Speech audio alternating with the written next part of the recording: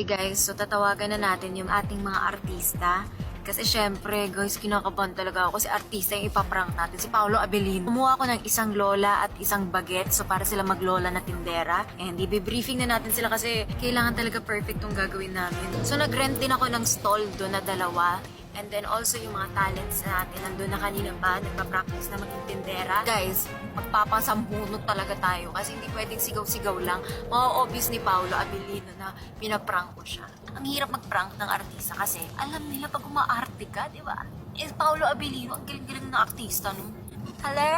Yung ipa-prank natin, si Paolo Abilino, napakagaling na artista, so kailangan natin galingan. Eh, pag na-obvious na umaarte tayong tatlo, mabubuking na tayo, hindi na maganda yung prank natin. Kailangan dalawa kayo medyo masungit. Maaartehan ka sa akin, tapos ganun pa ako ng ganun ng hair. Mamaya yung parang, oh my God, kaganon-ganon ako. Anong reason ka nagtatapos? Wala lang, nainis ka sa akin, nairita ka na sa akin, so ginanon mo ako ng hair. Magkano lang kinikita namin, tapos tatawad-tawad ka sa akin? Pag sinambunutan mo, hindi naman siya bawal eh. Kasi ako naman na nag-request sa teleserye po, pwede naman eh. Okay. So kailangan talaga push. Okay. Okay, see you guys.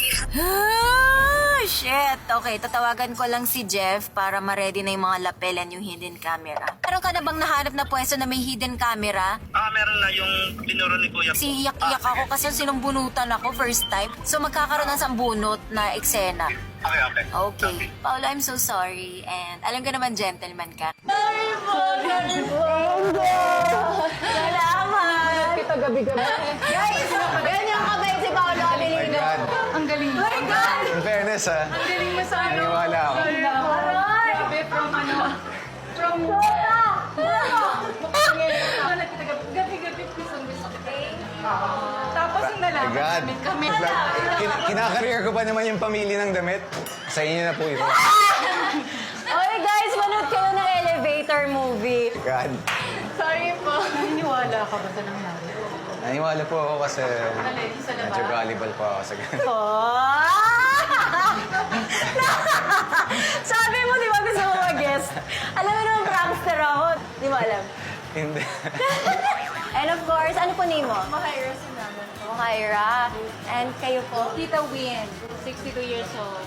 Uy, mga artista naman sila. Actually, naisip ko kasi nung pumunta tayo, akala ko nakakaabala tayo sa stall, kaya mainit yung ulo nila sa atin. Gano'n siya kabait, ganun po talaga. Kuya, sobrang bait.